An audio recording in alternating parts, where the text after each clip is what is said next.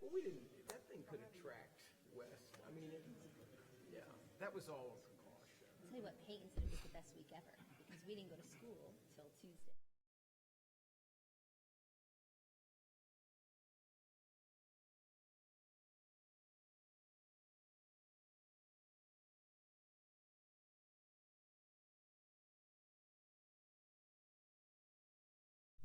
And the number of people that thought we went home because Union Heights didn't have internet. What it did teach me is that people really don't know the difference between Area 1, Area 2, and Area 3. No. That's So true. we need to use Union Heights District, Northmore That's District, right. Pinecrest District. We cannot use Area 1, 2. Yeah. Didn't even think about that, you're right. Yep. Yeah, we just sort of live in that. And, Deeds Creek is in.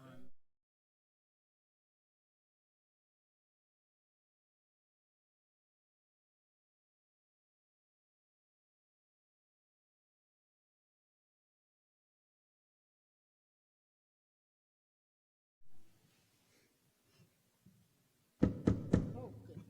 Sorry. What's loud? Good afternoon. Welcome to the Moore County Board of Education regular business meeting for today, Monday, September 9th. Is there a motion to go into closed session? Madam Chair, I move the board enter closed session to prevent the disclosure of confidential personnel information pursuant to General Statute 143-318.11A1, A5, and A6, and General Statute 115C-319, and to consult with the board attorney and preserve the attorney-client privilege pursuant to General Statute 143-318.11A3, including a discussion of State versus Terry, Moore County File Number 17, CRS 053120, and its associated cases, and State versus Pringle, 17 CR 52833 and 17 CR 52834.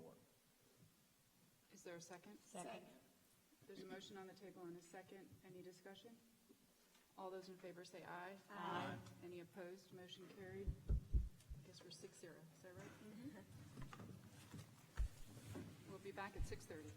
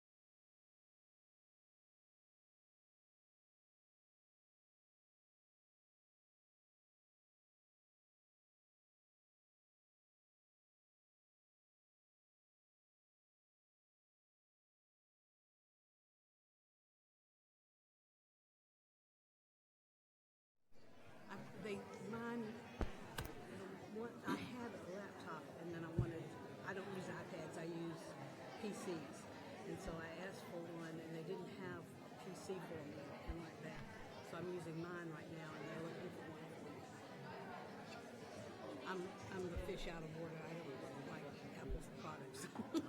Well, as I named them, Even when they came out in the early 70s and I was a teacher, and those were the types of steps. Yeah. come back and shake hands. You don't want us to do it.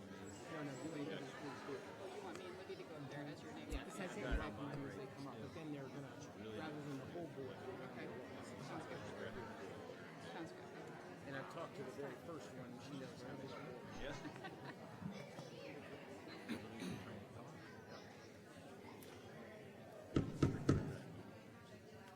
Good evening. You need yours on. Good evening. Good evening. All right, can you hear me now? Yep. Welcome to the Moore County Board of Education regular business meeting for Monday, September 9th. Is there a motion to approve the agenda? So moved. Second. Any discussion? All those in favor say aye. Aye. Any opposed? Motion carried, 7-0. Dr. Capps, I believe you have some students to introduce to us. I do. First off, I have a kindergartner from Miss White's kindergarten class at McDeeds Creek Elementary School, Mr. Aiden Hinton. If he will come up here and help me say the Pledge of Allegiance. I pledge allegiance to the flag of the United States of America and to the republic for which it stands, one nation under God, indivisible, with liberty and justice for all.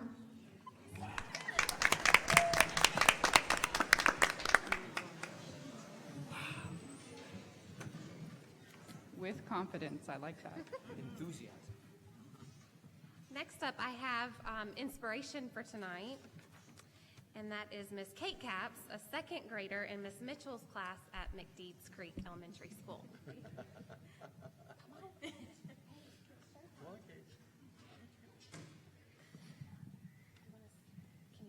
you put it right here?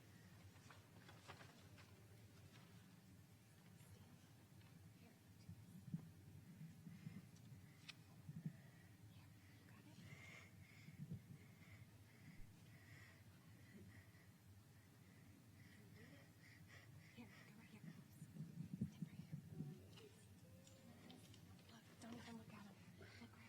See Dr. Bob? They're your buddies. They always take care of you. There you go. Say, good evening. My name's Kate. You got it. Good evening. My name is Kate, and I'm your inspiration tonight. Yes, me. See, according to our great state of North Carolina, I attended one of Moore County's D school last year. Some may say, "Oh, poor thing, she deserves better." Actually, before coming to this D school, I was a struggler reader at a private school. Every day I came home on a yellow or red. I always had questions, and I wiggled a lot when my teacher was teaching. I would get in trouble for not being still and for asking too many questions.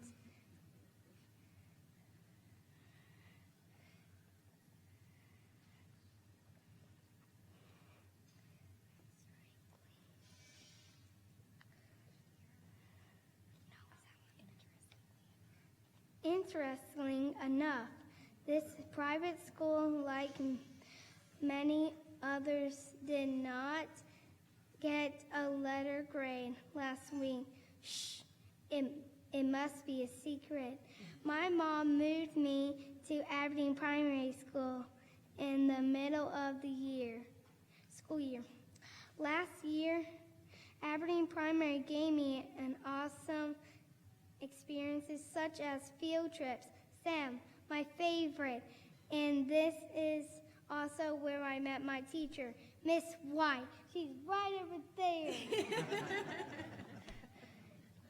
Miss White grew me 8 levels. By the end of the I was a first grader reader at third level, at the third grader level. Thank you for what you are doing for all of Moore County's school and board members. I hope you think of the letter D as my family does. It means dynamic, daring to lead, doing the impossible, and dang good. I'm proud to say I once was an Aberdeen Cub, and although I am now a McDeeds Creek Bull, I will also be an Aberdeen Cub. Thank you for your time. Have a great evening.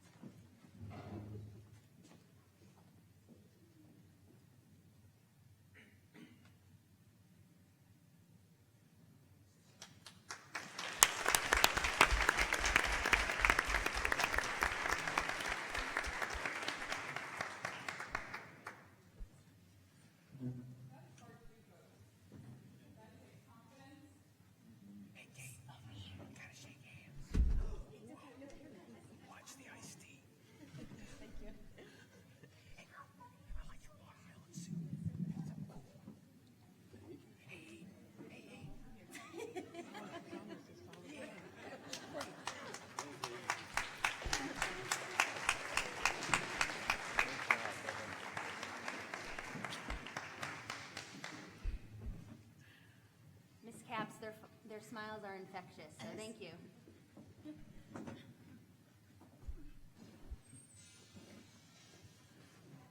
Please join us in a moment of silence, remembering those who have been affected by Hurricane Dorian, and as we come upon 9/11, all the families and colleagues that we've lost over the years.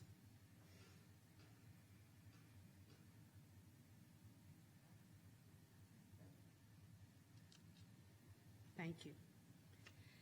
Megan Ridgway, please join Chair Wallenmiller and Vice Chair Carter at the front. Megan Ridgway from Aberdeen Primary School is this month's Engage, Inspire, Succeed Certified Staff Honoree.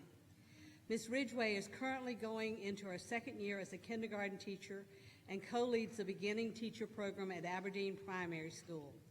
Ms. Ridgway is also enrolled at UNC Pembroke, working toward receiving her master's in school administration. She is in the process of creating a website that will be a benefit to beginning teachers with resources, strategies, and tips that will help them grow into the next generation of awesome teachers. Ms. Ridgway is married to her husband, Billy, and together they have one daughter, Annabelle, who is a kindergartner at Aberdeen Primary School. Congratulations, Ms. Ridgway. Members of the Ridgway family and Principal Jackson, please stand and be recognized.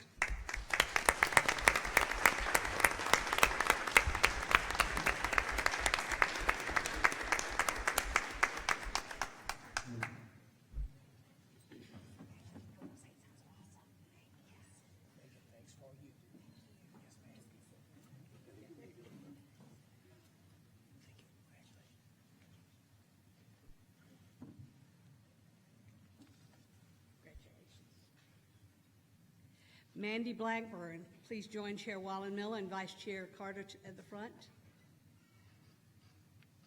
Mandy Blackburn from New Century Middle School is this month's Engage, Inspire, Succeed Support Staff Honoree. Ms. Blackburn is New Century Middle School's essential standard and is the epitome of what a data manager should be. She positively impacts the school in small and large ways, never expecting acknowledgement for a job well done. From sunrise to sunset, she goes above and beyond for students, parents, teachers, and staff. Ms. Blackburn is the rock of the school, the nucleus holding everything together from scheduling to tracking absences. She functions in everything from receptionist to counselor and shares joy as well as dry tears for everyone who passes through the front office. Her calm and level-headed approach ensures positive relationships with positive outcomes, and she often takes on stress herself to relieve the stress of staff members. Whenever looking to the essential standards for a professional, Ms. Blackburn exemplifies what it means to engage, inspire, and succeed. Congratulations, Ms. Blackburn. Members of the Blackburn family and Principal Metcalf, please stand and be recognized.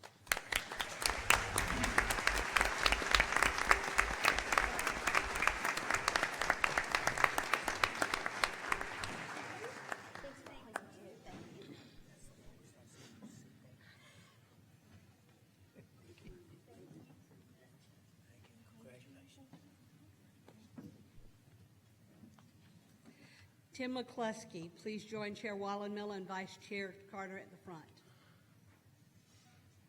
Tim McCluskey is this month's Engage, Inspire, Succeed volunteer honoree. Mr. McCluskey is a faithful volunteer of the Aberdeen Elementary School community. Over the last 4 years, he has provided lunch duty coverage for teachers, organized volunteers for the school's annual field day, provided leadership to the annual campus cleanup days, supported various school events, and most recently served as one of the advisors of the robotics team. He offers his assistance way before asked and always finds others to join in on his cause to make the school a great place for kids. Last year, he volunteered weekly in classrooms to support learning by helping with math and science instruction. Mr. McCluskey's deep passion for making a difference in the lives of others is contagious and serves as a great example of servant leadership. Aberdeen Elementary is privileged to be the recipient of his loyalty and love. Congratulations, Mr. McCluskey. Members of the McCluskey family and Principal Poole, please stand and be recognized.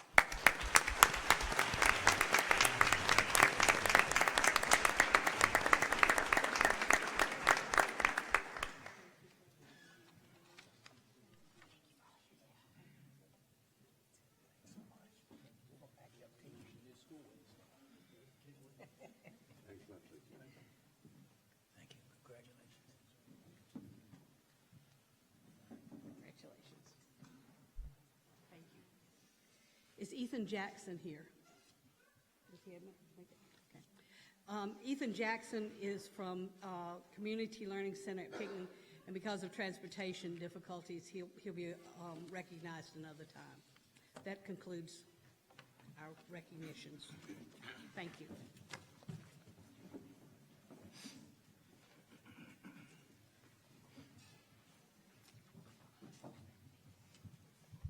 Thank you, Dr. Brown. Madam Chair and members of the board, it is my privilege to recognize our new administrators and those administrators who have accepted new responsibilities. As I introduce each one, he or she will stand in formation on the top, well, on the bottom two steps, or top two. We'll leave that up to our first individual we're going to recognize here. But anyhow, organize ourselves in formation here on these steps. And I ask everyone to hold your applause until we've got everybody recognized. Then we'll take a couple of minutes for some photos, and afterwards, board members, I promise to have everyone come through and shake your hands because you'll see the backs of their heads here for the next couple of minutes. Well, before I get started, I also want to clarify that there are a number of individuals where you're going to hear the word interim, and I don't want anybody to read too much into that.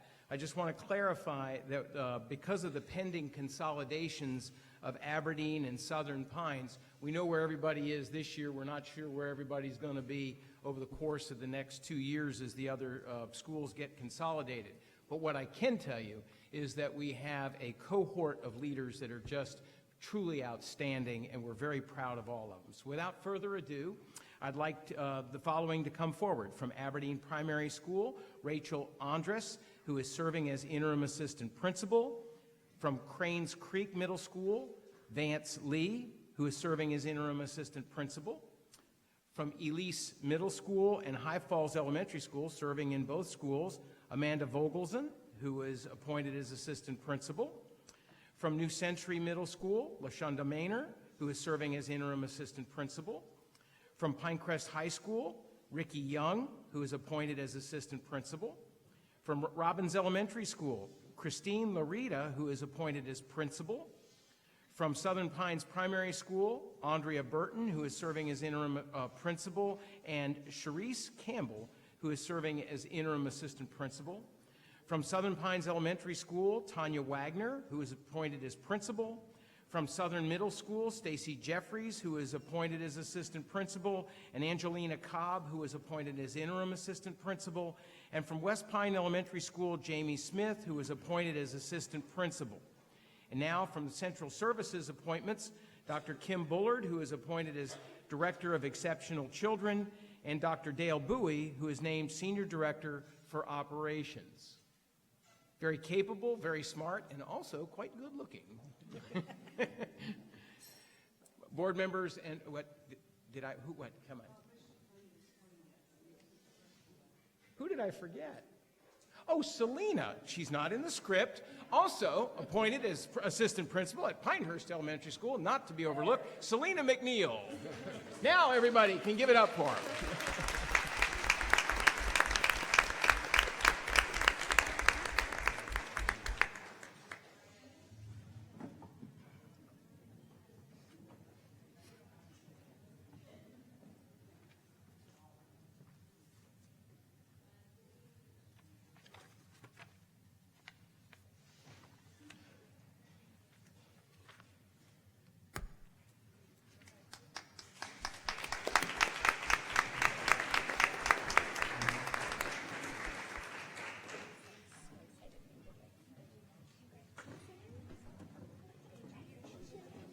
I'm doing some recruiting for MBC teachers here. Congratulations. It's nice to see you again. Thank you for coming. Great to see you. Thank you. You're Tricia Cox's friend, right? All right. Thank you. Thank you. Great to have you with us. Thank you. Congratulations, Amanda. Congratulations. Glad to have you with us. Organizing well. Good to see you in the position. Congratulations. Welcome aboard. It's really exciting to see all the new administrators and those that have moved up. So welcome. We're excited to have you. Wishing you a wonderful, wonderful year. Madam Chairman, with your permission? Yes, Dr. The Crimson. excitement is just going to continue to roll. At this time, I'd like to invite our Director of Curriculum and Instruction, Dr. Bridget Johnson, to come forward with a very special program highlight. Dr. Johnson. Yes, thank you, Madam Chair, members of the board, and Dr. Grimacy. Thank you so much for having us here this evening. I am going to actually turn the program over to Ms. Anna Stevens, who is our specialist for English language learners and for dual language programs, and she's going to talk to you about some really exciting programs and some opportunities that are happening at Robbins Elementary.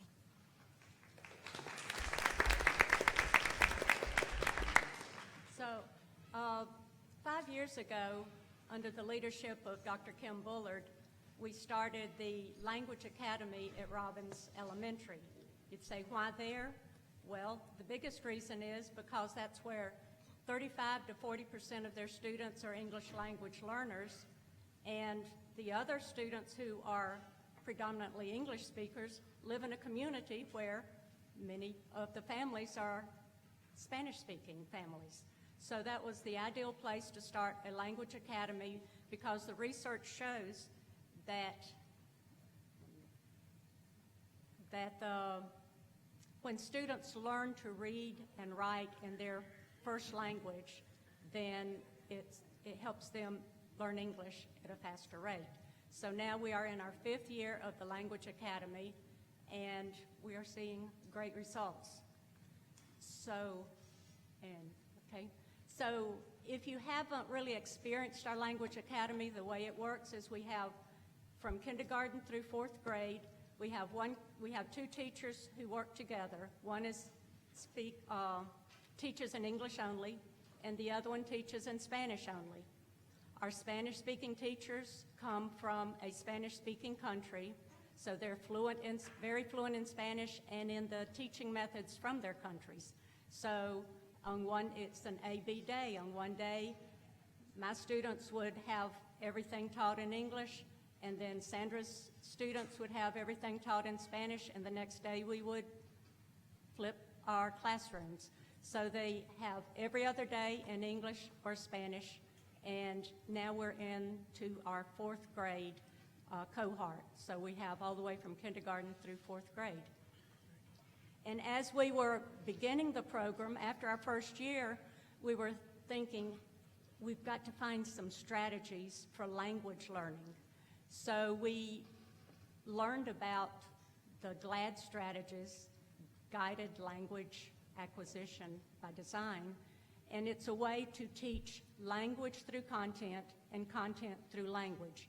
The students are actively engaged the entire lesson as they underhandedly learn both content and language, and it's really showing great results. This year, our science scores are improving, and academically, we can see great strides as our students are progressing. We have 3 teachers and 2 students that are going to share with you tonight. Our teachers are going to share with you what the GLAD strategies and what the program is really like. And then we have 2 4th graders. One will say a poem, recite a poem in Spanish, and the other one will sing you a song in Spanish. So we are relating to the cultural arts too. So here are our teachers.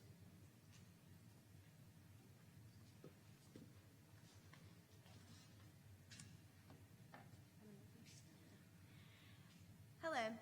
We at Robbins Elementary have had the opportunity to bring GLAD to life with our students in our classrooms. And it has been one of the most amazing things to be able to watch our kids take these strategies and make them their own and continue to grow with them throughout the years after they leave us and continue on to another GLAD teacher or just to another teacher, the things that they can take with them. It's been really amazing to watch that. As a classroom teacher, one of my favorite things about GLAD is that it's not just for our English learners. It is for all of our learners. And that helps us to be able to reach all of our kids, no matter what, at their levels. And as a school with a high English learner population, that's a huge plus because that really does help me as a teacher with a diverse group of students to be able to do my job successfully. And GLAD allows us to really develop the oral language practice in an interactive way, and it's really neat to see them just take it and flourish with it. GLAD also develops a children's personal accountability in collaboration with building teamwork through many different strategies.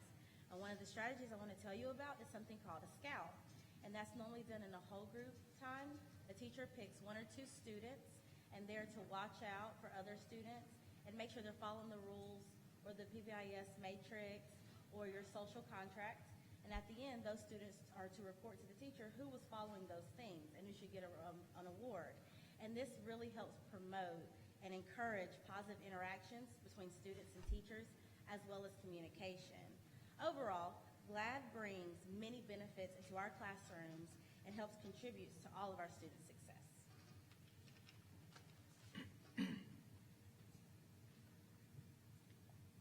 Good evening. The Language Academy at Robbins Elementary is providing children the opportunity to speak, read, and write 2 languages in a natural way by living in the language. This encourages creativity in our classrooms as well as makes room for flexible thinking. Language Academy students are able to make connections and transfer knowledge between subject areas. We build background knowledge which supports and expands students' vocabulary in English and Spanish. Learning another language helps every student improve their communication skills while learning about diverse cultures around the world. I know students, parents, and teachers are very thankful for having the Language Academy at Robbins Elementary.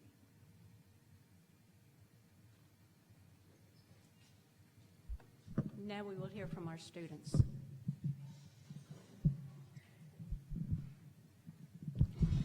Hola, yo soy Jack Huzzy y yo canto una canción. Se llama Before the Next Teardrop Falls. Es una canción de inglés y español. If he brings you happiness, then I wish you all the best. It's your happiness that matters most of all. But if he ever breaks your heart, if the teardrops ever start, I'll be there before the next teardrop falls. Si te quieren de verdad y te da felicidad, te deseo lo más bueno para los dos. Pero si te hace llorar, a mí me puedes hablar y estaré contigo cuando triste estás. I'll be there anytime you need me by your side to drive away every teardrop that you cried. And if he ever leaves you blue, just remember I love you, and I'll be there before the next teardrop falls. Y estaré contigo cuando triste estás.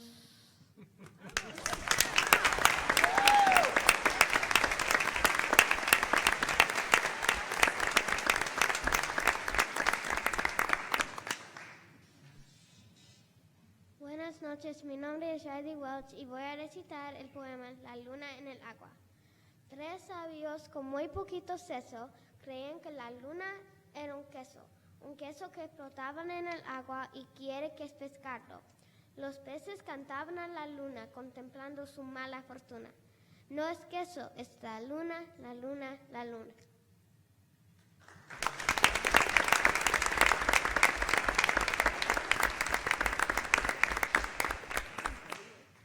We invite all of you to come visit us at Robbins Elementary. It's beautiful what the children and the teachers are doing there. Thank you.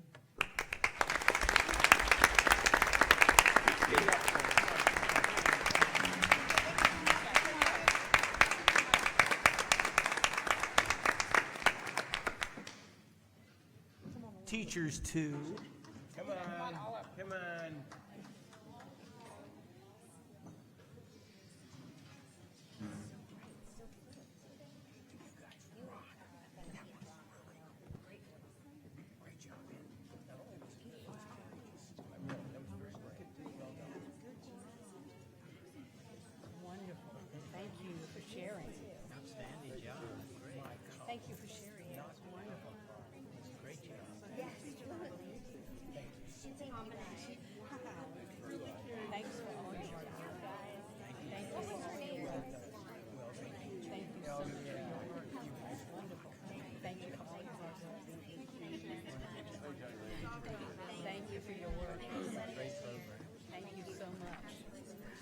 Take pictures.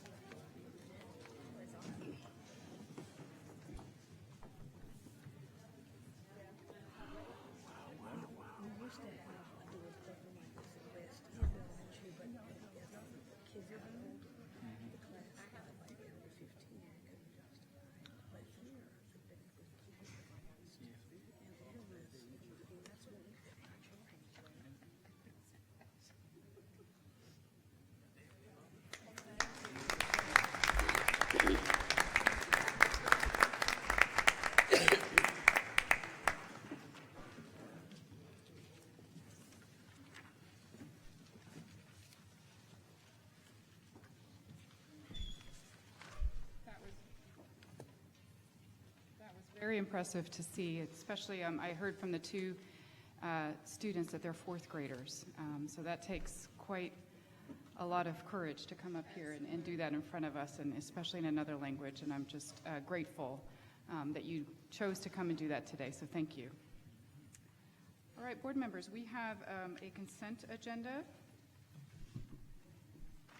Madam Chair, I move the consent agenda be approved. Second. There is a motion and a second to approve the consent agenda. Any discussion? Any questions? All those in favor say aye. Aye. Any opposed? Motion carries 7-0. Ms. Carter, it's a public address to the board. Do we have any individuals who will be addressing the board? Yes, Madam Chair, we have 6 individuals this evening. Just as a reminder that each speaker is limited to 3 minutes. You may not pass your time to another speaker. In order here, I have Sherry Locklear, Cammie David, and George Arno. If y'all would like to move on down to the front, you'll be called in that order. And then Kim Ray, Charlia Jones, and Dot Brower.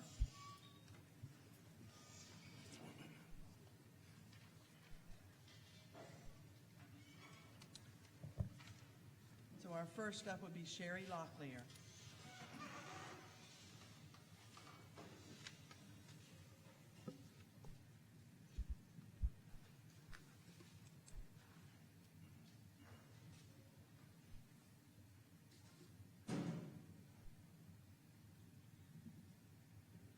Good evening, everybody. The reason I am here, I am wanting to talk to you about this school, the elementary school that they're going to build in Aberdeen. It is near a Superfund site, and it has chemicals on it. We asked y'all to stop this before they put our children in this school. We can't afford, we are poor families, we can't afford to take our kids out of this school and put them in another school. We just can't do it. Yes, they are saying there's some waivers that they can sign, but a doctor has to do it. I mean, we can't let our children go to this school knowing that the toxin's there. Made a statement at the last meeting I was at that a lot of places is built on the dump sites. No, there's a difference in a dump site, which is salvage, where household salvage is thrown, than a chemical that has been tested positive. Okay, you say that there wasn't no chemicals on it to start with, and we raised a sand until you finally got it tested, right? All right, the chemicals is there. So was they there to first off with? Or did y'all disturb something and it's back? Now you talking about putting our kids on this property, our babies. We elected y'all to protect our children, not to put them in harm's way. Yes, you did a lot of money on this with this school. If you'd have stopped it when everybody tried to talk to you, you wouldn't have that money in it. And I'm sorry, I'm angry, but I'm thinking of not my kids, because mine's grown. But I got 18 grandkids. I got friends that's got children that's sick already with immune systems weak. Y'all got to think of these children, not about a dollar. Money is all evil. Thank you. Cammie David.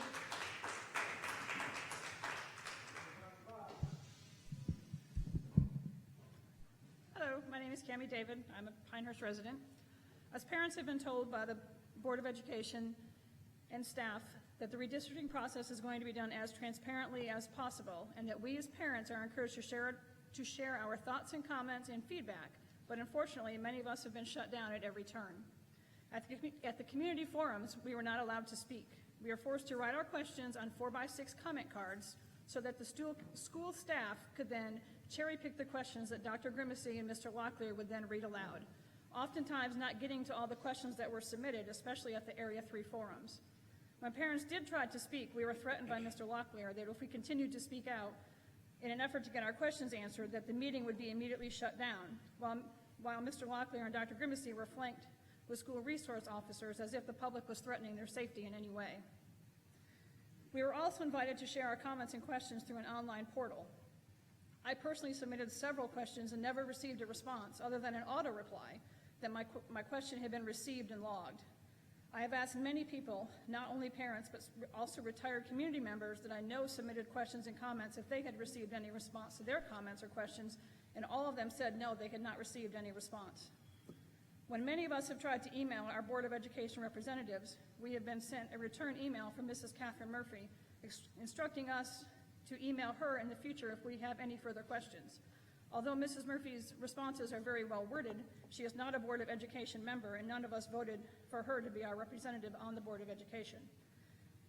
We were also assigned a representative on a Parent Advisory Council that was to represent our interest at community meetings. I was never asked to vote for my school representative. I had no input in who this person was. Additionally, the Area 3 Advisory Council meeting for the July 30th meeting was canceled and was not rescheduled. This was the last meeting before the superintendent's proposal to the board, so the advisory council did not get to provide their input to that. We are also invited to speak at Board of Education meetings like this, and again, we are limited to 3 minutes with no comments back from the board. All this brings me to the public hearing that is scheduled for Thursday night, which is another opportunity for the public to address the board, except once again, we are limited to 3 minutes and will receive no response from the board on our questions or statements. It is simply one more night for us parents to waste our precious family time to speak, only to have our words fall on deaf ears. I'm here speaking again to encourage you to have a true hearing with the public. Allow us to ask questions and receive direct answers from you, our elected Board of Education. You say you're being transparent. I am asking you to prove that on Thursday night with an actual question and answer session. Thank you. George Arno. Yes, good evening. My name is George Arnold. I moved to Pinehurst approximately in 2010. I served 2 3-year terms and 1 year as president of the school board in another state before relocating. I'm also a member of the Citizens Patrol for the Pinehurst Police Department, and I've directed traffic in front of Pinehurst Elementary every Wednesday morning for the last couple of years. I truly appreciate your efforts on the board. I know the time and the effort it takes.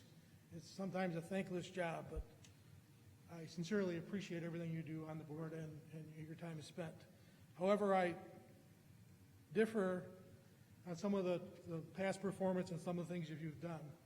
I've reviewed many of your board meetings online. I've actually been to a couple of other board meetings. But the number one thing that stands out for me, it appears that this board works for the superintendent rather than the superintendent working for the board. I see very little vetting of proposals, no healthy debates on many key issues, and almost always voting unanimously in support. The checks and balances seem missing. That's the job of the school board. What I see is a blind acceptance of the board, what I see is a blind acceptance by the board of the superintendent.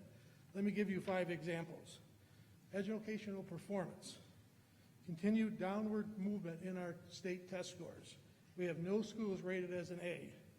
60% of the schools are rated as C or lower. Then downplaying those results when compared to other schools. Redistricting. The geocoding approach, thought that was great. However, that data was manipulated after the first run, didn't give the results that you were anticipating. Was this done for educational gerrymandering? The first 2 drafts of the redistricting plan didn't even consider the traffic at the circle. Being a member of the Envision Pinehurst in the Future, that was the #1 complaint of all the sessions we had, and I went to every one of them. People were concerned about the traffic in the circle. At last Monday's meeting, I think it was, I went to the school board meeting. The superintendent's recommendation, the times and the study for the traffic circle are deceptive and seriously flawed. Again, in my opinion, they're deceptive and seriously flawed. The building plan, we built 5 new elementary schools. Overcrowding wasn't just an elementary school problem. You went against your own 10-year plan. Other items, the way the new elementary school was initially handled, failed to err on the side of the safety of the students and the staff. Lost SAT scores. My time is running out, so I can't go through the other ones. But after all these, the result was extending the superintendent's contract for a 4th year when he's already had 3 years remaining. Thank you for the time. Thank you. Kim Ray. Kim Ray.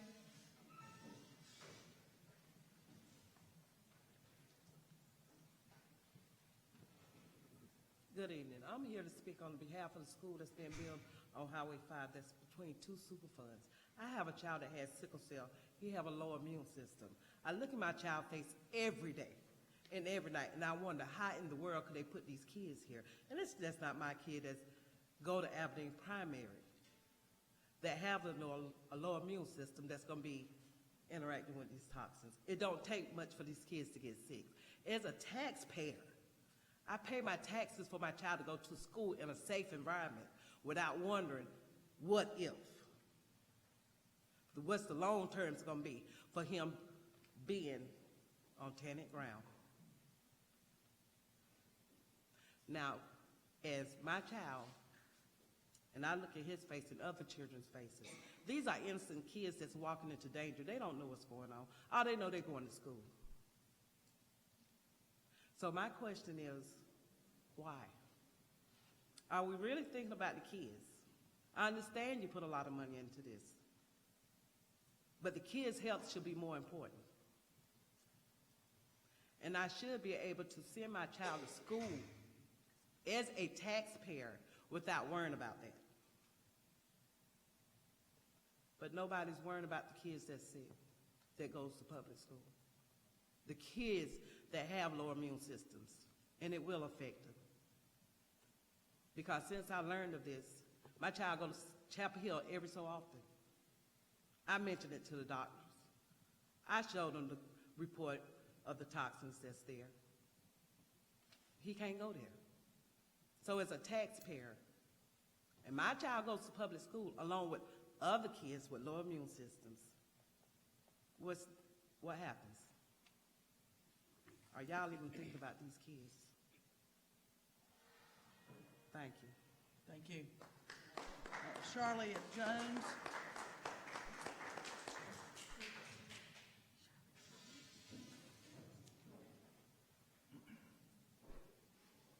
Good evening. I'm speaking on behalf of the Aberdeen Elementary School that's being built on Highway 5. It's being built between a chemical site where there are actually toxins that was dumped here in the 30s, in the 40s, in the 50s. I think in 1970 it was illegal to dump there, but yet y'all build a school in between these Superfund chemical sites. And I ask myself and others, are they building these sites in this particular location because of the minorities that's going to be going to this school? I mean, you have Jackson Hamlet, Midway, Berkeley. You have all these poor, low-income, black children that is going to be going to these schools. Not only that, you have poor whites, too, that can't afford to send their children, nor can they afford, a lot of parents can't even afford to homeschool their children because they have to work to pay the bills. But yet, y'all spend all this money into building a school on tainted grounds. I, too, have a child who I share joint custody with, who may have to go to this school, who has a low immune system. She can't go to this school. But do y'all care? I'm gonna say no, because y'all still going forward. Y'all not answering any questions. Y'all not caring about anybody except for y'all pockets. Yet we get out here every 2 years and vote for you people for y'all to protect our children. But y'all don't care because y'all gonna build this school and y'all gonna send these children to the school, and these children is gonna suffer down the road, possibly cancer. I mean, depopulation. They may not, some of these chemicals, they may not even be able to produce children.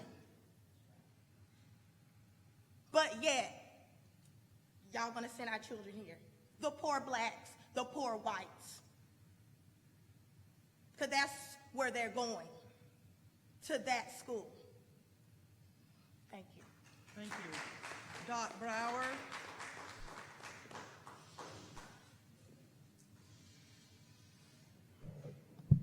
Good evening. Welcome back to another school year. As we in our communities embark upon another school year, and our citizens are finding ways to relate, interact with students and faculty, I ask you to please help us become the mentors in our community with the schools that we would like to be. I'd like to applaud the efforts of Ms. Phillips at Pinecrest High School in developing the mentoring program for young girls last year, and we will continue this year. I also like to applaud Mr. Anthony McCauley for bringing the mentoring program to our community in West Southern Pines that includes not only boys in this area, but also a couple who are from Bass. Our children are in need of positive role models, not just in the schools, but in the communities as well. So any way you can help us, help our children. Many of us don't have children of our own, but as I've always said, all children belong to me.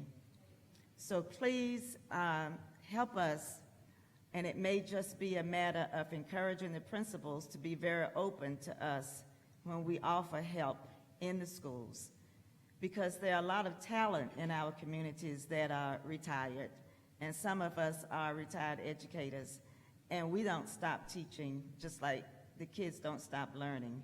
So thank you for all that you do for all of the children, and please help us in our communities to do more for the children who are our responsibility as well. Thank you. Thank you. Madam Chair, that concludes the public address portion of today's program. Thank you. Do we need a break at this point, or shall we continue? Continue? Okay. We have two board action items.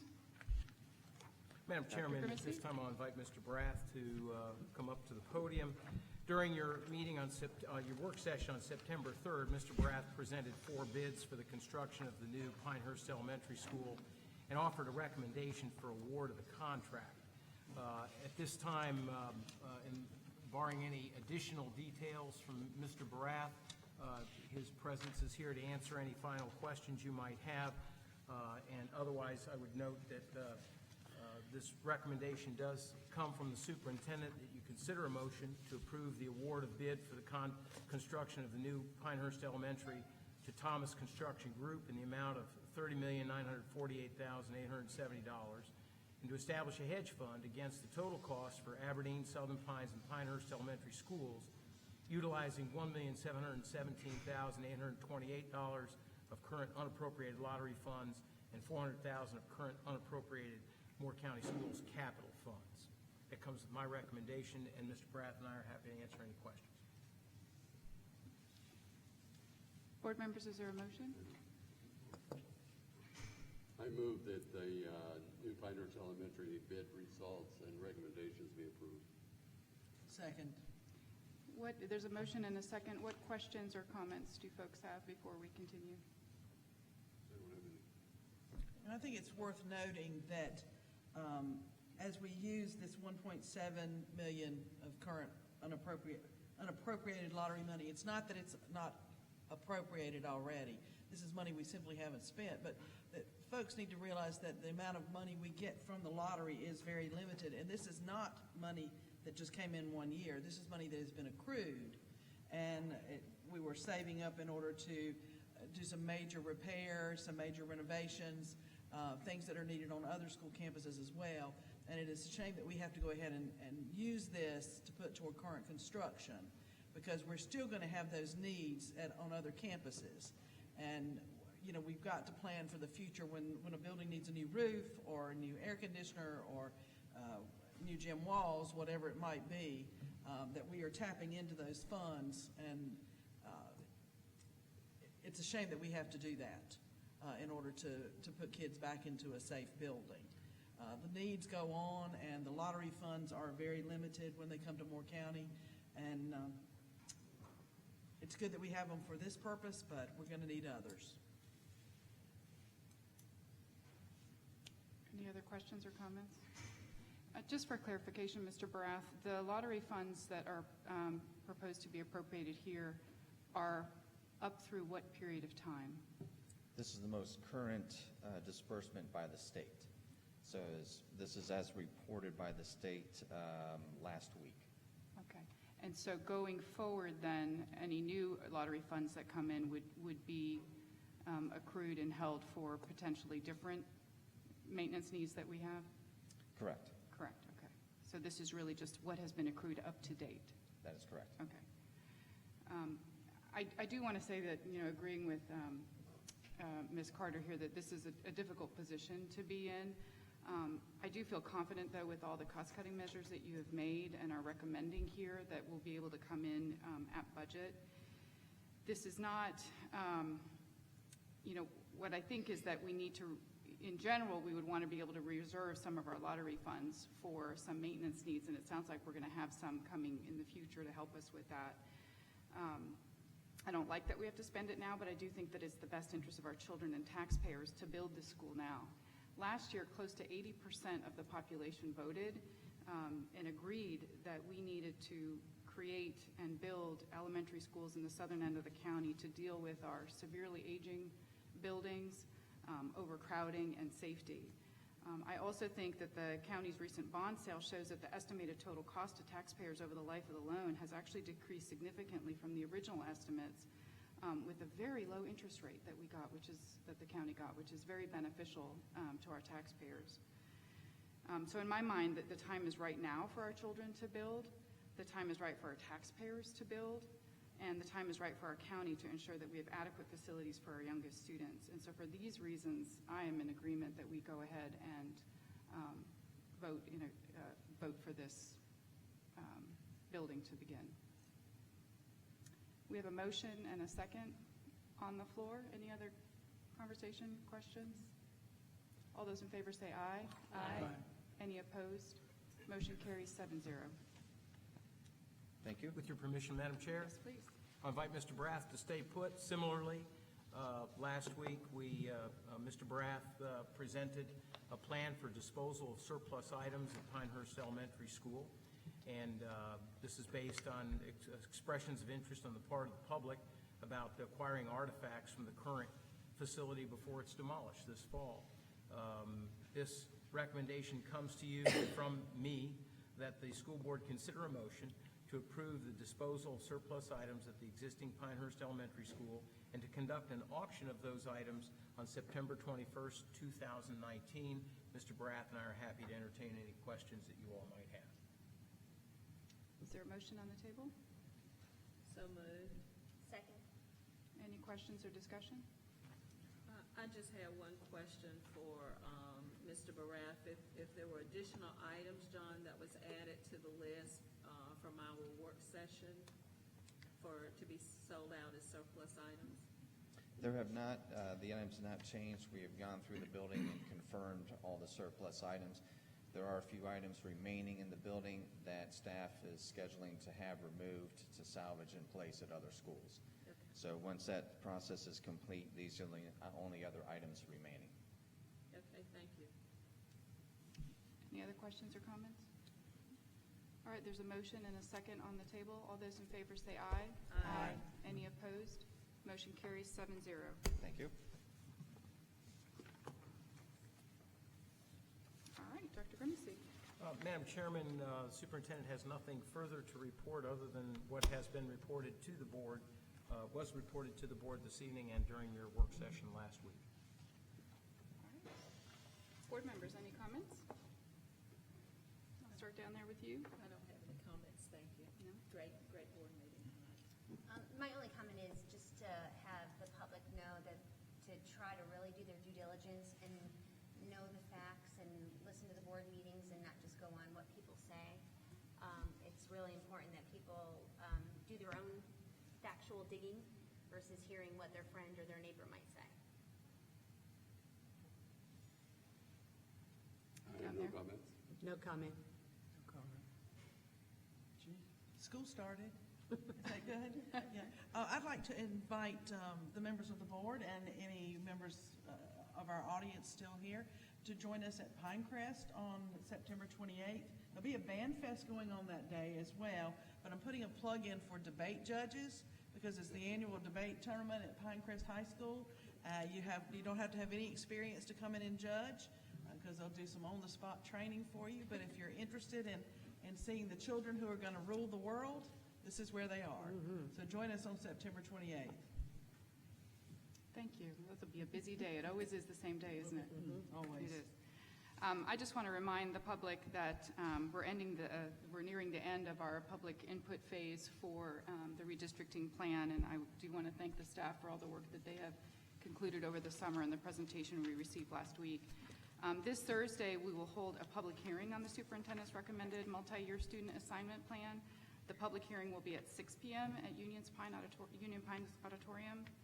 The purpose of this public hearing is to get specific feedback on the recommended multi-year student assignment plan that was proposed last week.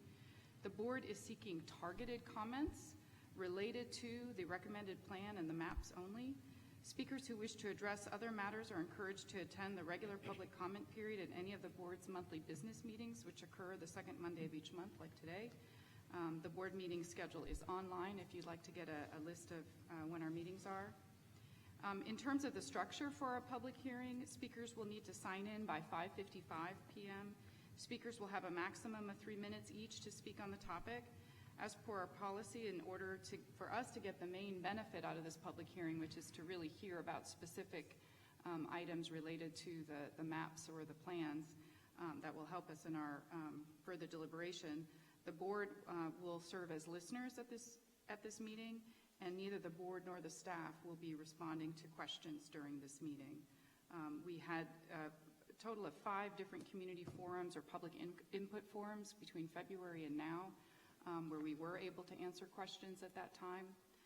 So at this point, we'll just be listening for individuals' input on specific issues related to the maps.